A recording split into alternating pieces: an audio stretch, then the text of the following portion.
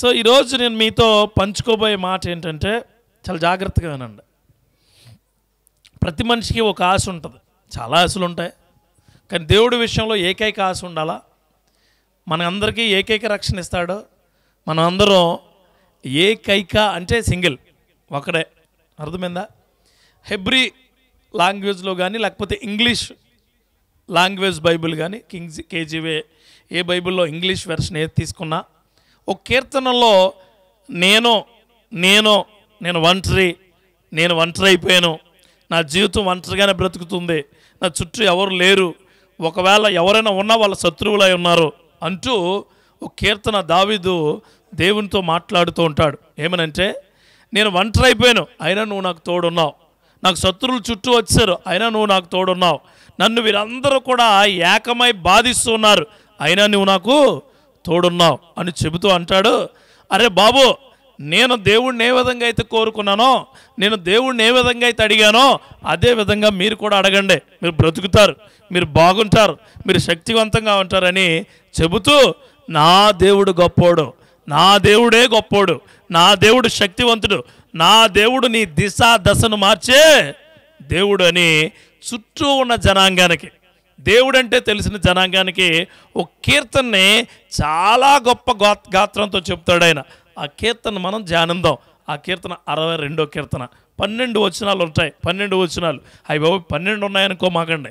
కొన్ని వచనాలు ఫాస్ట్గా వెళ్తాయి, కొన్ని వచనాలు చాలా స్లోగా వెళ్తాయి. మనకి ఎక్కడ అవసరమైతే అక్కడ స్లోగా ఉండొచ్చు, ఫాస్ట్గా ఉండొచ్చు. చూడండి ఎలా అంటే, భోజనాల దగ్గర ప్లేట్ తీసుకున్నప్పుడు ఫాస్ట్గా ఉంటుంది, స్వీటు అలా బిర్యానీ స్లోగా ఉంటుంది కొద్దిగా. చికెన్ దగ్గర ఇంకా స్లో అయిపోతుంది, అడుగు కొద్ది 2 ముక్కలు తక్కువ వేస్తే ఎల్డీడు అలా వెళ్తుంది వాక్యం. అది మీకు అర్థం కావాలని చెప్తున్నాను. అర్థమైందా? అంతా అయిపోయిన తర్వాత వెజిటేరియన్ కర్రీ అనుకో సుమ్మని వెళ్ళిపోద్ది అనమాట. అంటే ఏంటి, అవసరం లేదుగా. అది అక్కడ ఎలా వెళ్ళిపోద్ది అంతే, అలా పాస్కి వెళ్ళిపోద్ది. సో ఇంపార్టెంట్ క్వశ్చన్లు ఇంపార్టెంట్ కానే ఉంటాయి. ఇంపార్టెంట్ క్వశ్చన్లు తెగ చదివేసి నూరేస్తాం, ఇంపార్టెంట్ కానివే టపా తిప్పేస్తాం. అదే వస్తుంది ఎగ్జామ్లో. అందుకే ప్రతి వాక్యము మంచిదే. హల్లెలూయా. మనకి ఎక్కడ అవసరమో అక్కడ నీకు నచ్చే విధంగా దేవుడు నీతో మాట్లాడతాడు. చూద్దాం 62వ కీర్తనలో మొదటి 2 వచనాలు ఏం చెప్తాయి చూద్దాం. నా ప్రాణము దేవుడిని నమ్ముకుని, మళ్ళీ చదువు, నా ప్రాణము దేవుడిని నమ్ముకుని మౌనంగా ఉన్నదే. తర్వాత అంటాడు, ఆయన వలన నాకు రక్షణ కలుగును. మన గురువుగారికి చుట్టూ పరిస్థితులు బాల, తర్వాత చెప్తాడు చుట్టూ పరిస్థితులు బాల, ప్రాణం ఎలా ఉందట, మౌనంగా ఉందంట. కొన్నిసార్లు దేవుని కోసం మనం నిశ్శబ్దంగా ఉండాలి. హల్లెలూయా.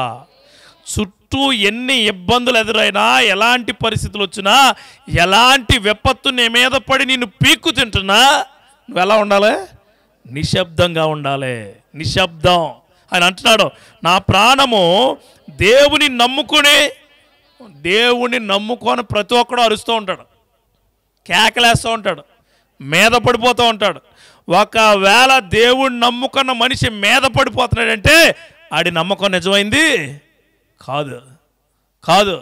ఒక భార్య అయినా గయ్యాల్లా మీద పడిపోతే ఒకటి గుర్తించండి, దేవుడు అనే నమ్మకం నీలో లేదో. అబ్రహాము దేవుడిని బలంగా నమ్మాడు, సారమ్మ దేవుడి మీద అంత నమ్మకం లేదు. కాబట్టే ఎవరిని తీసుకుంది, ఆల్టర్నేట్ తీసుకుంది. ఈరోజు మీకు చెబుతూ ఉన్నాను, దేవుడిని నమ్ముకున్న ప్రతి ఒక్కరి ప్రాణం ఎలా ఉంటుందట, మౌనంగా ఉంటుంది, నిశ్శబ్దంగా ఉంటుంది. అందుకే దేవుని కోసం నిశ్శబ్దంగా ఉండే కృప దేవుడు ఇక్కడ ఉన్న వాళ్ళందరికీ ఇవ్వాలి. నిశ్శబ్దము అంటే ఏంటి? శబ్దం లేదన్నమాకండి. నిశ్శబ్దం అంటే మూలుగులు రావు, మాటలు రావు, పళ్ళు కొరుకుళ్ళు ఉండవు, కళ్ళు పెద్ద చేసి చూడడం ఉండవు. నిశ్శబ్దం అంటే ఆయన చూసుకుంటాడు. ఎవరో ఆయన. ఎవరితో అయినా ఇబ్బంది ఉంటే ఈయన చూసుకుంటాడు. ఈయన ప్యారలల్ వ్యూ అంటారు దీన్ని. బ్యాక్వర్డ్ వ్యూ అంటే నా వెనక మా కుటుంబం చాలా ఉందంటారు, అది బ్యాక్వర్డ్ వ్యూ, వెనకాల చూసే చూపు. మా వాళ్ళు నాతో ఉండేవాళ్ళు అని. పక్క చూపులు అంటే ఏంటంటే, అరే రండి మన మీదకి వస్తున్నాడు రండి అన్నది సైడ్ వైజ్ చూపులు. దేవుడు అంటాడు, దేవుడు నువ్వు పైకి చూస్తే, నీ ప్రాణాన్ని పట్టుకుని పైకి చూస్తే దేవుడు చెబుతున్నాడు నీకో ఏంటో తెలుసా? మౌనంగా ఉండు, మౌనంగా ఉండు. అందుకే చెల్లి మాట్లాడుతూ చాలాసార్లు అనుకుందట, ఏమని? వాళ్ళ ఇంట్లో జరుగుతున్నారు, వీళ్ళ ఇంట్లో జరుగుతుంది. అదొక ఆశ అండి. ఏకైక ఆశ ఏంటోడికి ఇక్కడ ప్రార్థన జరగాలని. అందుకే యోబు గ్రంథంలో యోబు అంటాడు, యోబు 5వ అధ్యాయము 7వ వచనంలో యోబు చిన్న మాట అంటాడు, అక్కడ కోట్ చేస్తాడు ఆయన. ఏమనంటాడే, నిప్పు రవ్వలు పైకి ఎగురినట్లు నరులు శ్రమానుభవంకే పుట్టి ఉన్నారు, అయితే నేను దేవుణ్ణి ఆశ్రయించదునా. చుట్టూ నీ మీద పెద్ద పెద్ద నిప్పు కణికలు పోస్తున్నా సరే నువ్వు ఎలా ఉండాలి? Be silent. హల్లెలూయా. సైలెంట్గానే ఉండాలి. దేవుని కోసం నీ ప్రాణానికి చెప్పు దేవుడు ఉన్నాడు, నీ ప్రాణానికి చెప్పు దేవుడు ఉన్నాడు, నీ కుటుంబానికి చెప్పు దేవుడు ఉన్నాడు, నీ భర్తకు చెప్పు దేవుడు ఉన్నాడు, నీ భార్యకు చెప్పు దేవుడు ఉన్నాడు, నీ బిడ్డలకు చెప్పు దేవుడు ఉన్నాడు. అప్పుడు దేవుడు ఉంటాడు అని తెలుసుకుంటారు వాళ్ళు. హల్లెలూయా. ఆ క్రియలు నీకు తెలియాలి. చిన్న చిన్నవి వస్తే, చిన్న చిన్న ఇబ్బందులు వస్తే, అంటే రోషం కలిగిన క్రైస్తవుడు నిశ్శబ్దంగా కూడా ఉంటాడట. రోషం కలిగిన క్రైస్తవుడు ఎలాగ తెలుసా మీకు? యేసుక్రీస్తు వారిని అన్ని దెబ్బలు కొడితే మాట్లాడా? అసలు ఒక్క మాట ఆయనను మాట్లాడలేదు. ఆయన ఉమ్ముస్తే మాట్లాడలే, కొరడా దెబ్బలు కొడితే మాట్లాడలే, పైన నిప్పు కణికెల్లాంటి ముళ్ళుతో గుచ్చితే మాట్లాడలే, బళ్ళంతో పొడిస్తే మాట్లాడలే, సిలువేస్తే మాట్లాడలే, దొంగ పిలిస్తే మాట్లాడాడు. దేవుడికి స్తోత్రం కలుగునుగాక. అమ్మ పిలిస్తే మాట్లాడాడు. దేవుడికి స్తోత్రం కలుగునుగాక. శిష్యుడు పిలిస్తే మాట్లాడాడు. అంటే ప్రేమ ఆయన తర్వాత మాట్లాడిస్తుంది, పగ ఆయన నోరును మూస్తుంది. ఈరోజు నీలో పగున్న ఆ పగ దేవుడి నామంలో నిశ్శబ్దమగునుగాక. ఉండొచ్చు అండి. దేవుడే సృష్టిలోనే చూపించాడు. ఎలాగా? పుడతారు, కయను హేబెలు కొట్టు చచ్చిపోతారు, ఉంటాయి, ఎన్నో ఉంటాయి. కానీ దేవుడి క్రియలు తెలిసిన మనుషులు నిశ్శబ్దంగా ఉండాలి.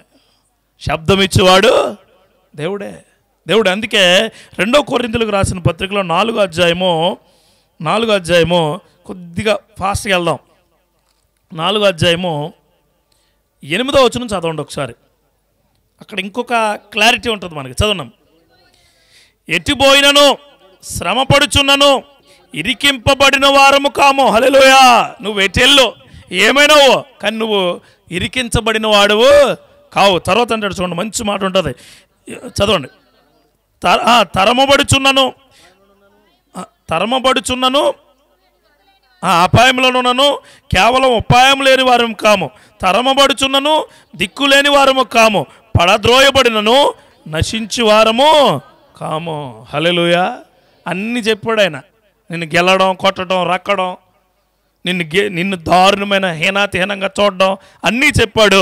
కానీ నీ నిశ్శబ్దం నిన్ను గొప్పగా చేస్తుందని మాత్రం మరిచిపోకు. హల్లెలూయా. అందుకే అంటున్నాడు ఆయన, నా ప్రాణము ఎవరి వల్ల మౌనంగా ఉందట? దేవుడు నీలో ఉంటే ఏ విధమైన కోపతాపాలకు వెళ్ళవు నువ్వు. కోపం వస్తుంది. ఎలా వస్తుంది అంటే, చంపేద్దాం అన్న కోపం వస్తుంది. ఎందుకు రాదు? ప్రతి ఒక్కడికి కోపం వస్తుంది. ప్రతి ఒక్కడికి, అందరికీ కోపాలు వస్తాయి. ఎలాగంటే తలకు తల, కాళ్ళకు కాళ్ళు అని వస్తాయి. వచ్చి తల కాళ్ళు తీసుకునేవాడు ఆయన, నాకేం పని అని ఆగిపోవాలా.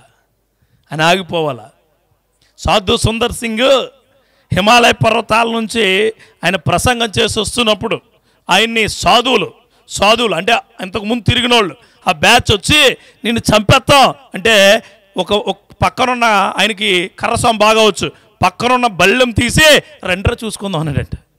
ఇలాగ చూసుకుందామని నా దేవుడు నన్ను క్షమించును గాకని వదిలేసాడట.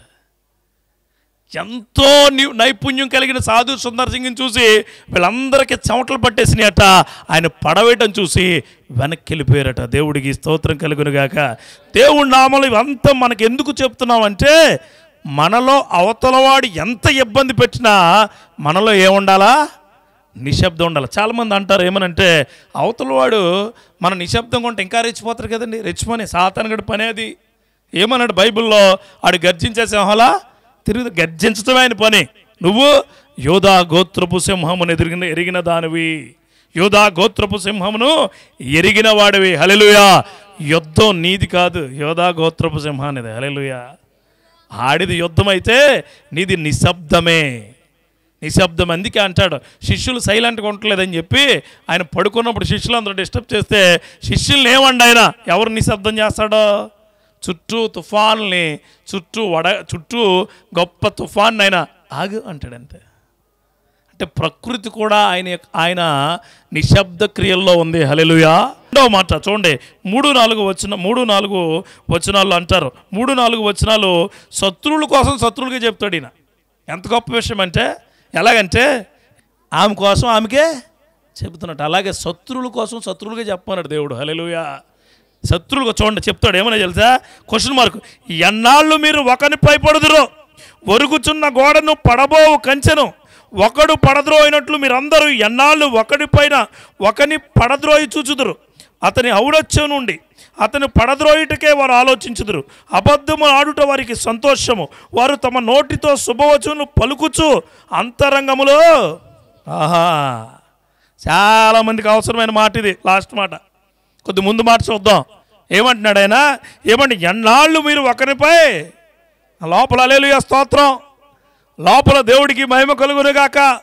దేవుడి క్రియలు, దేవుడి ఆలోచనలు, అబ్బో బైబిల్ అంటే నా హృదయానికి హత్తుకుంటాను, బైబిల్ అంటే నా చేతిలో చాలా బాణము లాంటిది. కానీ లోపల ఎలా ఉంటుందట? లోపల నేనంటలేదు, నేనేమన్నా నేను ఎవరిని ఏమంటకే అర్హుణ్ణే కాదు. దావీదు లాంటి వాడు ఏమన్నాడు? నేను పురుగు లాంటి వాడిని అన్నాడు. చూడండి ఇక్కడ అంటాడు ఆయన ఏమంటాడు చూడండి, 5వ వచనం 4వ వచనం చివరలు అంటాడు. భలే ఉంటుంది ఆ మాట, చదవండి. వారు తమ నోటితో, మీ ఇల్లు కట్టుకున్నావా? చాలా బాగుంది. ఇల్లు కట్టుకున్నావా? చాలా బాగుంది. తుఫాన్ వచ్చి కొబ్బరి చెట్టు పడిపోవాలా లోపల.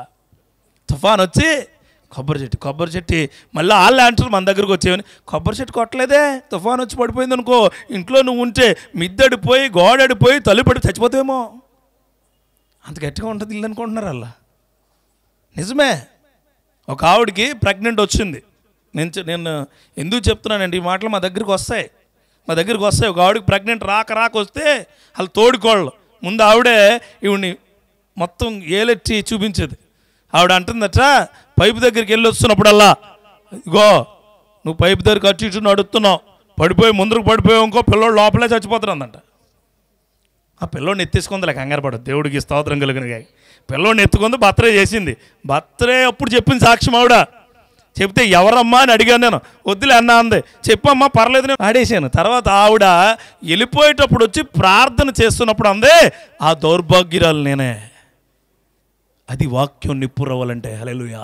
ఆ దౌర్భాగ్యురాలని నేనే. ఒక్కసారి కాదయ్యా, 5-6 సార్లు ఆ మాట నా నోటి నుంచి వచ్చి ఉన్నది. అందుకే చెప్తున్నాడు శుభవచనంలో నీ నోటి, ఆయన చెప్పారు ఇందాక ఏమని, నాలుగు చాలా ఇబ్బందిగా చాలా మాట్లాడుతుందట లోపల.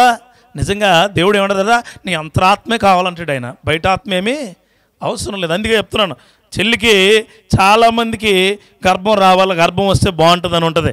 చెల్లికి బాగా ఇష్టమైన వాళ్ళు దీనికి రాకూడదు అనుకుంటారు. ఎవరో బాగా ఇష్టమైన వాళ్ళు, అర్థమైంది? బాగా ఇష్టమైన వాళ్ళు అంటే ఎవరు?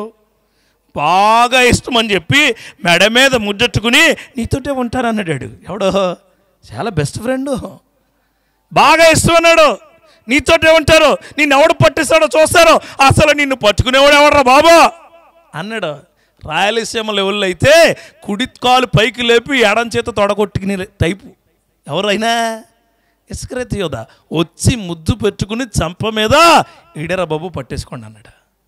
అందుకే క్లోజ్గా ఉంటున్నారని చెప్పి చాలా షుగర్ మాటలు మాట్లాడుతున్నారని, తేనె మాటలు మాట్లాడుతున్నారని అన్నీ చెప్పే మాక అర్థమైంది. దేవుడు మన కోసమే చాలా గొప్ప నిగూఢమైన విషయాలు మనకు అర్థమయ్యే విధంగా బైబిల్లో పొందుపరిచి ఉన్నాడు. మన కోసం చెప్తున్నాడు ఆయన, వారు తమ నోటితో శుభవచములు పలుకుచు అంతరంగంలో దూషిస్తున్నారు. ఎక్కడ? అంతరంగంలో, లోపల.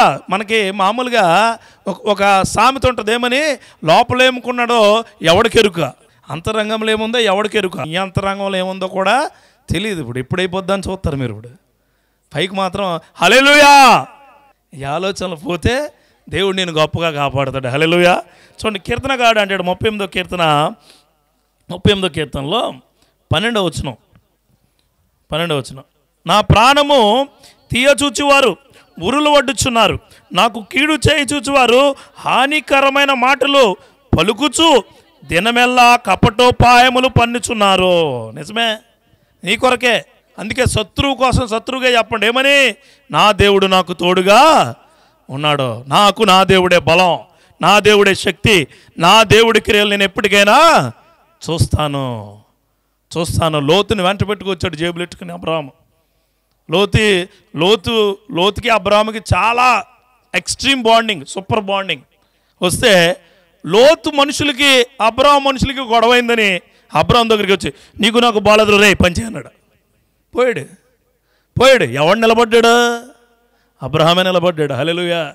అబ్రాహామే. ఎందుకు నిలబడ్డాడు అబ్రాహాం అంటే, అబ్రాహాము ఆశీర్వాదాలకు తండ్రి, అబ్రాహాము విశ్వాసులకు తండ్రి, అబ్రాహాము పిలుపు తీసుకున్న మనిషి. ఈరోజు నీకు కూడా చెప్తున్నాను, నిజమైన క్రియలు నీకుంటే, నిజమైన భక్తి నీకుంటే, నిజమైన పిలుపు నీకుంటే నిన్నెవరో కూడా ఏమీ చేయలేరు. అందుకే రెండో మాట, శత్రువులకి ఫిర్యాదు చేయి. ఏమని? నీ కంటిలో దూలం నిన్నే పొడుచునుగాక. అంతే. నీ చంపదెబ్బ నీకే తగులునుగాక, నీ కాలు జారే తత్వం నీకే తగులునుగాక. నేనైతే ఒకటి చెప్తున్నాను, నువ్వు ఎప్పుడూ క్షేమంగా ఉండాలి. అందుకే యేసుక్రీస్తు వారిని నాకు నచ్చే విషయం ఏంటంటే, యేసుక్రీస్తు వారి దగ్గర సేనాదేయాల సమూహం రిక్వెస్ట్ పెడితే ఆ రిక్వెస్ట్ని కూడా యాక్సెప్ట్ చేశాడు ఈయన. మన మనిషి నచ్చకపోతే ఫేస్బుక్ రిక్వెస్ట్ ఎన్నిసార్లు కొట్టినా సరే రిజెక్ట్ కొడతాం మనం, తెలుసా? ఫేస్బుక్ రిక్వెస్ట్ ఎన్నిసార్లు కొట్టినా టిక్ టిక్ టిక్ అని కొడతాం. మనిషి నచ్చకపోతే నీ గ్యాలరీలో వాళ్ళ ఫోటోలు ఉంటే మొత్తం గ్యాలరీ డిలీట్ చేస్తావు నువ్వు అలాంటిదాను నువ్వు. కానీ యేసుక్రీస్తు వారు ఎంత మంచోడు తెలుసా? నీకు ఒక మనిషి నచ్చకపోతే ఇక్కడ గాలి పాట పాడుతుంటే తప్పట్లు కూడా కొట్టవు నువ్వు. కానీ నా యేసే ఎంత గొప్పడు తెలుసా? అనేక ఏళ్ళుగా ఒక మనిషిని హింసించి పాడు చేసి చుట్టూ అనేక గాయాలు చేసుకున్న వ్యక్తి లోపల ఉన్న అపవిత్రాత్మ శక్తి వచ్చి రిక్వెస్ట్ పెట్టుకుంటే నువ్వు అనుకున్నట్టే కాని అన్నాడు. హల్లెలూయా. అంత గొప్ప దేవుడు అండి, అంత గొప్ప దేవుడు. మరి చచ్చిపోయాడు కదా, ఆడు కోరుకున్నదే ఇచ్చాడు ఆయన. గుడ్డివారు నా కళ్ళు మొత్తం పోవాలంటే మొత్తం పోయేమో. అలా ఏమన్నా తెలుసా? నువ్వు పట్టుకుంటే నా కళ్ళు బాగుపడతాయి అన్నాడు. నువ్వు పట్టుకుంటే నేను స్వస్థపడతానంది. నువ్వు ఉంటే చాలు నా ఇల్లు చాలా బాగుంటుందండి. అమ్మ బుడ్డులో నూనెంతా నాకే, నీకంటే గొప్పడు ఎవడో లేడు అంది. హల్లెలూయా. అందుకే దేవుడు నామ ఈ లోకంలో ఎవడో గొప్పడు కదండి, దేవుడు తప్ప. సేవకులు కూడా దేవుడు తర్వాతే. హల్లెలూయా. దేవుడే గొప్ప. సేవకుడు ప్రార్థన చేస్తే అయ్యింది, సేవకుడు కృప చూపుతే అయ్యింది, సేవకుడిని ఎత్తి పట్టుకున్నవాడు కూడా దేవుడే. దేవుడికి స్తోత్రం కలుగును గాక. హల్లెలూయా. దేవుడే గొప్ప. హల్లెలూయా. Is only one. చెప్పు, గుర్తుపెట్టుకోండి. అందుకే you are the precious person to the God. నువ్వు చాలా శక్తివంతురాలు, దేవుడికి శక్తివంతుడు. అందుకే చెప్తున్నాను, నీ శత్రువు ఎవడైనా ఉంటే ఆడికి నువ్వు స్ట్రైట్గానే చెప్పు. ఏమని? నాకు నా దేవుడు ఉన్నాడో, నీ దిక్కున చోట చెప్పుకో. దేవుడికి స్తోత్రం కలుగును కాక చెప్పుకో. అంతే. నాకు నా దేవుడు. మీకు చిన్నది వస్తాయి, అసూయలు వస్తేనే గొడవలు వస్తాయి. అసూయలు స్వార్థాలు ఎప్పుడు వస్తాయంటే డబ్బు వల్ల కానీ, అహంకారం వల్ల కానీ, క్రియల వల్ల కానీ అన్నీ వస్తాయి. దేవుడు కృపతో మీకు చెప్తున్నాను, ఇచ్చువాడు తీసుకునేవాడిగానే ఉంటాడు. హల్లెలూయా. ఇస్తే తీసుకునే తత్వాన్ని ఇస్తాడు నీకు దేవుడు. ఆమేన్. ఎంతమంది ఏమనుకున్నా దేవుడు పెట్టిన సంబంధమే. గుర్తుపెట్టుకోండి.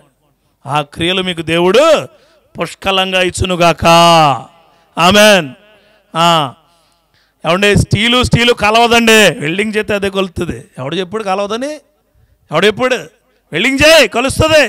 ఆ వెల్డింగ్ చేసేదే వాక్యం. దేవుడికి స్తోత్రం కలుగునుగా. హల్లెలూయా. అరే ఈ రెండు ముడిపట్టలేదురా, ముడేసిలాగా వేస్తే పడుతుంది, అది ఎప్పుడు ఓడదు.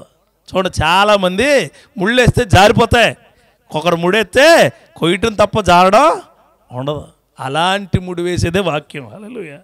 ఆ క్రియల్లో బ్రతకాలి మనం. ఏదో ఒక రోజు నీ శత్రువుకి నువ్వే ఫిర్యాదు చేస్తావు. ఏమని? నువ్వు బాగుంటావు, నా దేవుడు బాగా చూసుకునేవాడని. హల్లెలూయా. చూడండి, మూడో మాట చెప్తాను. ఐదో వచనం చదవండి తొందరగా. నా ప్రాణమా, దేవుని నమ్ముకుని మౌనంగా ఉండుము, ఆయన వలన నాకు నిరీక్షణ కలుగుచున్నది. ఆయనే నా ఆశ్రయదుర్గము, నా రక్షణ ఆధారము, నా ఎత్తైన కోట ఆయనే, నేను కదిలింపబడను, నా రక్షణకు నా మహిమకు దేవుడే ఆధారం, నా బలమైన. మొదటి 2 వచనాలు మళ్ళీ ఇక్కడ రిఫ్లెక్ట్ అయినాయి తెలుసా?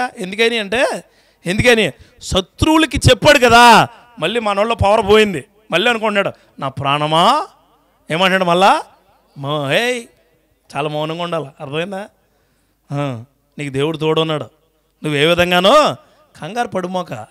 చూడండి, ఒక్కొక్కసారి కోపం వచ్చేస్తుంది. కోపం వచ్చినప్పుడు ఆ ప్లేస్లో ఉండమాకండి, అంటే మీ అమ్మోళ్ళ ఇంటికి వెళ్ళిపోద్ది. అక్కడ నుంచి కొద్ది ప్లేస్ మారితే నీకు ఆలోచన వస్తుంది, ప్రభువా అనే ఆలోచనే రావాలా. హల్లెలూయా. దేవుడు కృపతో చెప్తున్నాను, ప్రేమానుబంధాలు పెంచుకునే తత్వం దేవుడిచ్చింది. హల్లెలూయా. మనకు లోపల ఎంతున్నా కాసేపు నువ్వు దేవుడి వైపు ఆలోచిస్తే అన్నీ తుడిచేసే లక్షణం నీకు దేవుడు ఇస్తాడు. ఒకవేళ నువ్వు అలా ఉన్నప్పుడు నీకు దేవుడు తుడిచేసే లక్షణం లేదనుకోండి, నువ్వు ఇంకా దేవుళ్ళో గొప్పగా లేనట్లే. దేవుళ్ళో మెట్టెక్కడం అంటే ఏంటంటే, మనిషి ఎదురు నుంచి మారిన వెంటనే ఆ మనిషి మీద నీకు ఏం మారిపోవాలా? కోపం, ద్వేషం అన్నీ మారిపోవాలి. అలా కాకుండా నువ్వు ఎక్కడున్నా అదే తంతు, దుబాయ్లో అదే తంతు, బాత్రూమ్లో ఉన్నదే తంతు, బెడ్రూమ్లో ఉన్నదే తంతు, నువ్వు చర్చిలోకి వెళ్ళి కూర్చున్నా అది పోవాలి, అదే పోవాలంటే ఇంకేం మారినట్టు నువ్వు, నీకు మార్పు లేదా? అదే అంటున్నాడు ఆయన, ఏమని? నా ప్రాణమా మౌనంగా ఉండు. ఆయన నమ్ముకున్నావు, టు బీ సైలెంట్ అని చెప్తున్నాడు. ఒకవేళ ఎగిరెగిరి పడుతున్నావేమో, బీ సైలెంట్గా ఉండు అని దేవుడే చెబుతున్నాడు ఆ మాట. ఇంకా 47వ యెషయా గ్రంథం 45వ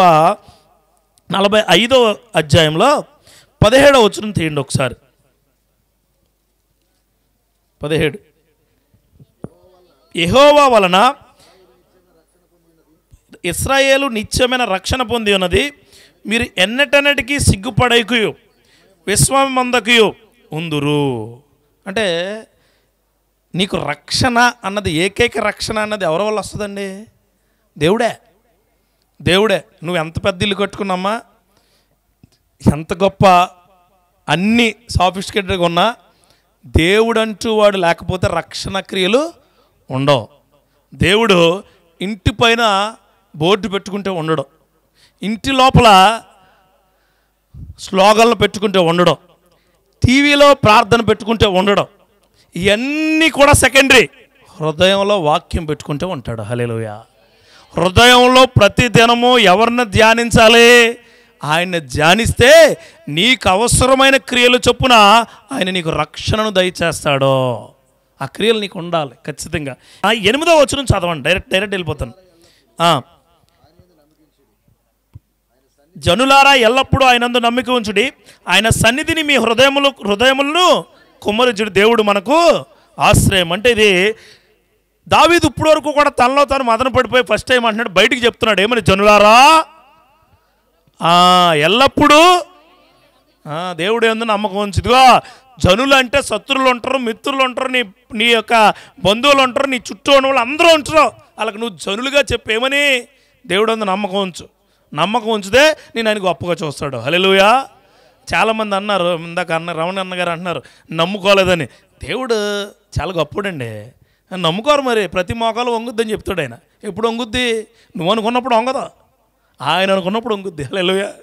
అలాగే దేవుడు విలువ ఎప్పుడు నీకు చెప్పాలో అప్పుడు చెప్తాడు. అందుకే జనులారా నీకు సంబంధించిన ప్రతి ఒక్కరికి చెప్పేమని? దేవుడు నిన్ను గొప్పగా నడిపిస్తాడు, దేవుడు నిన్ను గొప్పగా ఉంచాడు. యోబు అంటాడు 13వ అధ్యాయం 15వ వచనంలో, యోబు 13:15లో ఒక మాట ఉంటుంది, ఇదిగో ఆయన నన్ను చంపినను నేను ఆయన కొరకు కనిపెట్టుచున్నాను, ఆయన సన్నిధిని నా ప్రవర్తన న్యాయమని రుజువు చేస్తాను. హల్లెలూయా. మీరేదేనా అనుకోండి, ఆ దేవుడు నన్ను కాపాడినట్టు నిన్ను కూడా కాపాడతాడు. ఆయన నన్ను చంపేసినా సరే ఆయన కృప గొప్పదని నేను రుజువు చేస్తాను, ఆయన కృప గొప్పదని నేను నిలబడతాను అంటున్నాడు ఆయన. యోబు అన్న క్రియల్లో కనీసం 1% అని ఉండదు. మీరు చాలామంది అప్పుడప్పుడు అంటారు, ఈ యోబుకున్న కష్టాలన్నీ నాకు వచ్చేసినాయి అండి అనండి. అలాంటి కష్టాలన్నీ వద్దు, టొంగుపెట్లు దూరిపోతాను. నీకెక్కడ వచ్చేస్తారు? ఏమి రావు, వస్తాయా? యోబుకున్న కష్టాల్లో 1% కూడా రావు. అంటే ఒకరోజు కూడా పడలేదు నువ్వు. అది ఆయన ఎన్ని కష్టాలు పడ్డాడు తెలుసా? అసలు బైబిల్లో ఎవరి పోలిక చెప్పును మనల్ని నిన్ను స్పెషల్గా ఉంచాడు ఆయన, నిన్ను స్పెషల్గా ఉంచాడు ఆయన. యు ఆర్ సో స్పెషల్ అన్నాడు ఆయన. నిన్ను నా అరచేతుల్లో చెక్కున్నాను, నా కనిగుడ్డులో ఉంచుకున్నాను, ఇదిగో నా అరచేతుల పైన నిన్ను నడిపిస్తున్నాను. నీ బొటన వేలు వేరే బొటన వేలుతో కూడా ఏకం కాదు అన్నాడు ఆయన, అన్నాడు. సో అందుకే యు ఆర్ సో స్పెషల్, నీకోసమే చెప్తున్నాడు. అందుకే నీకు తెలిసిన వాళ్ళందరితో చెప్పు, ఏమని? దేవుడు నిన్ను కాపాడుతాడో, దేవుడు నిన్ను రక్షిస్తాడో, దేవుడు నిన్ను గొప్ప చేస్తాడు అంటూ 11, 12 వచనాల్లో చూడండి ఒకసారి. 11, 12. బలము తనదని ఒక మారు దేవుడు సెలవిచ్చాను, 2 మారులు ఆ మాట నాకు వినబడిన. ఎలాగంటే డాల్బీ డిటిఎస్ ఉంటుంది కదా, ఎక్కువ అంటారు తెలుసా, హలో హలో అంటే 2 సార్లు వస్తుంది. అలాగే దేవుడు నీకు చెప్తున్నాడు ఏమని? అది అన్న పెట్టండి మళ్ళీ హలో హలో, అది ఒక్కసారి అంటే 2 సార్లు వస్తుందట. దేవుడు అట్లా ఏం చెప్తున్నాడు? బలము తనదని, బలుపు నీది, బలం ఎవరిదే? అయింది. మనం అనుకుంటాం బలుపుకి బలానికి తేడా ఏంటో తెలుసా? బలుపు అంటే మనలో ఉన్న పొగరు, బలుపు అంటే మనలో ఉన్న అహంకారం, బలుపు అంటే మనలో ఉన్న జుగుప్సాకరమైన క్రియలో. బలం అంటే ఆయన గొల్యాతును కొట్టింది, హల్లెలూయా. ఆయన ఎర్ర సముద్రాన్ని చీల్చింది, హల్లెలూయా.